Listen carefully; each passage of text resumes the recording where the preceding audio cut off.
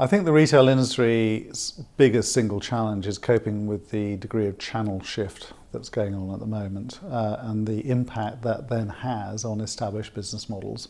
And the fact that in reality for established retailers, their problem is they're losing, if you like, volume out of existing channels faster than they can make profit out of the new ones. So if you're an insurgent retailer, a new retailer with a new business model, this is all great. And the valuations in the market reflect that. But for established retailers, they're trying to work out how to migrate what was a very, if you like, fixed cost stable model of stores into a much more complex world. And in the first case, that involves adding cost, and that's difficult, and then if you like, the results comes later.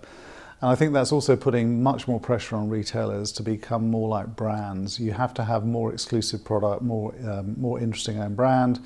Otherwise, the future of just distributing other people's stuff, I think, looks pretty bleak.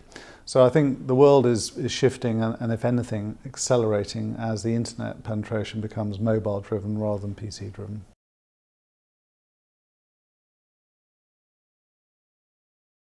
I'm a big fan in the fact that change, as we're seeing in the retail market, creates opportunities for growth. And I would single out probably three big things which I think are out there for retailers to get after.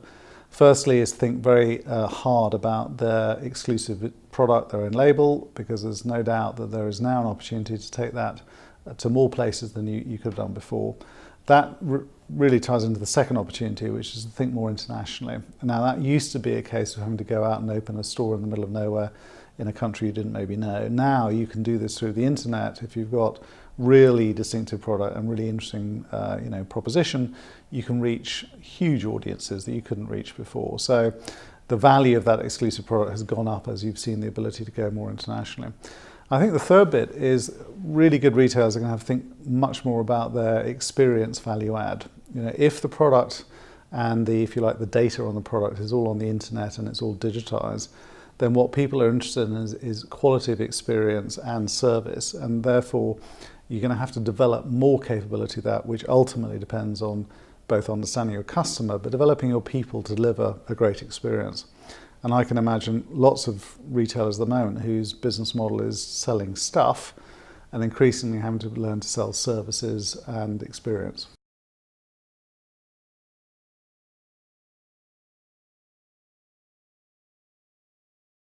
I think the challenge for retailers trying to engage today's customer is that the starting point now is probably harder than it used to be.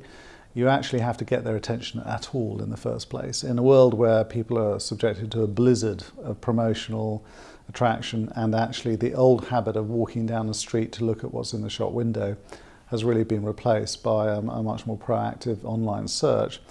Actually just being visible is the first key thing, and that puts much more pressure on having a distinctive customer proposition in the first place. I think the second big challenge that I would say is how you then deliver a really seamless experience to a customer that is consistent with your brand. And it is, again, distinctive, it's you, it's something that you own because of the way you run your business.